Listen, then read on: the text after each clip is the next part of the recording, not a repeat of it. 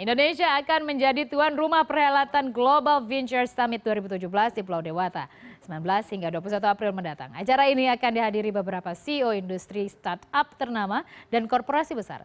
Baiknya iklim investasi di Indonesia dipandang sebagai daya tarik bagi para investor, terutama para pemodal ventura dari Silicon Valley. Namun, apakah Indonesia akan benar-benar jadikan partner investasi atau hanya sebatas pasar? Simak ulasan lengkap terkait Global Venture Summit 2017 dalam dialog koresponden CNN Indonesia Citra Dewi bersama Managing Partner Parkpine Capital Ahmed Shabana berikut ini. Selamat sore. Selamat sore. Ahmed, Parkpine will be having a summit in Bali.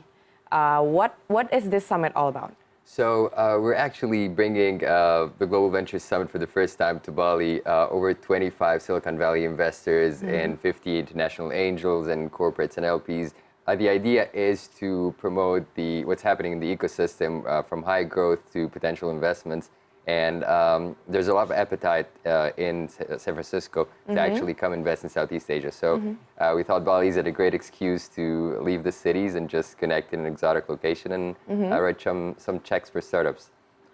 Is it just exclusively Silicon Valley investors to Indonesian startups, or is this multinational? It is multinational, but people tend to follow. So if you get the top investors in the world, a lot of people just will come. So that's the idea. Okay.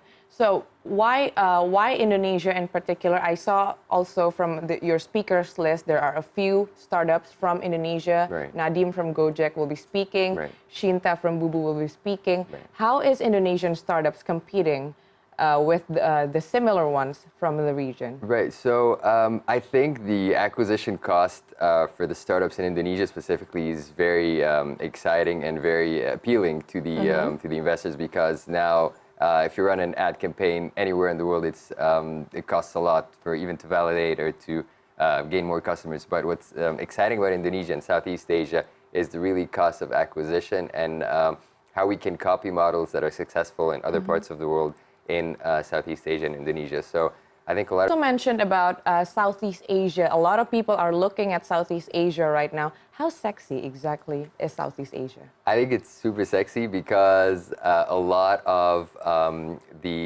let's say I just read that the cost for an Android phone is just $25 here, and the broadband penetration is growing so fast. No other place on the planet actually is witnessing this growth. So if you combine the cost of acquisition, the broadband penetration, all of these metrics, it's a great timing to actually be here and invest in Southeast Asia. The problem is the size of the ticket. So a lot of these VC funds still have a smaller ticket size for the pre-seed and the seed rounds for these startups. So What does it take to get funding beyond seed investments?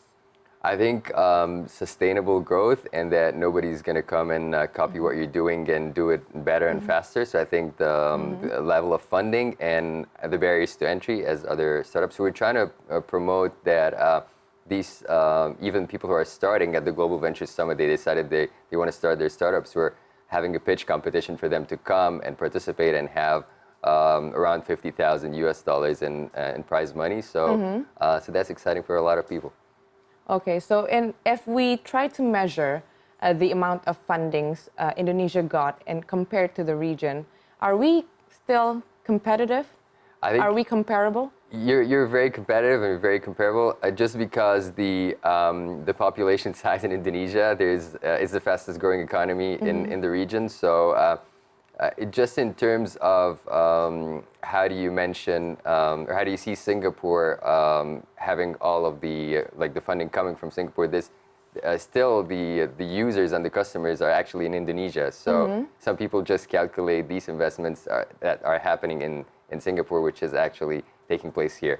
A lot of people see that's the controversy we're actually facing right now, because a lot of investors see Indonesia just as a market. Right. Would you agree to that statement? I think it will change soon, because I don't think it's fair to just have this happening. The money's happening here, the customers are here, so sooner or later it's going to happen that the money's not going to fly out of Indonesia for all that time. So So yeah, sooner or later it's going to happen. Okay, so you've been to Indonesia a couple of times, and you probably have met a couple of businessmen here and there, and probably have to deal with a lot of regulations. How would you measure Indonesia's environment for investment?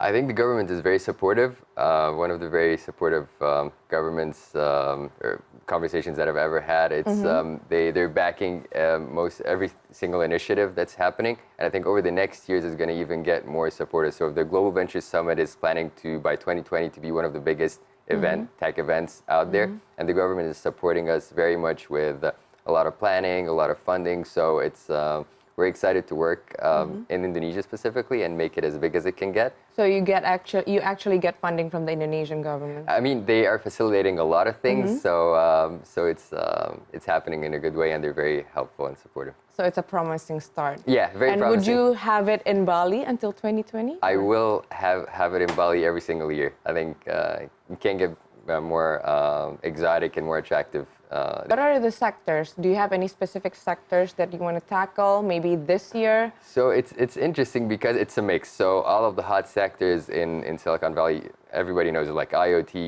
VR, AR, all the usual suspects. But here still there is interest in like mobile commerce, a lot of payments. So it's a mix of a hybrid between what's hot in Silicon Valley and what's still high growth in Indonesia.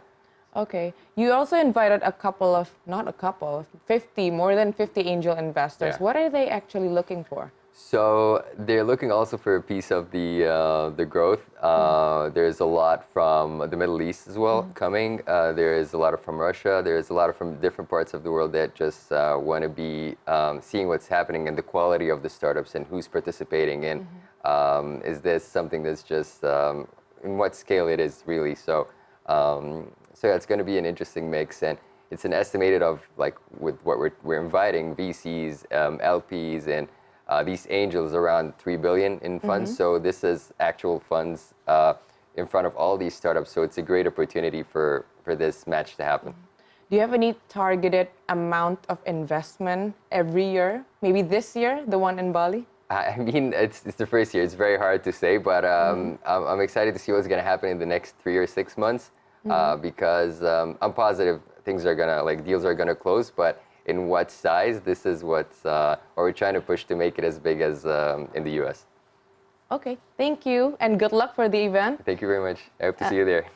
Sekian adalah perbincangan saya dengan Ahmed Shabana selaku Managing Partner dari Parkpine Capital. Thank you, Joy.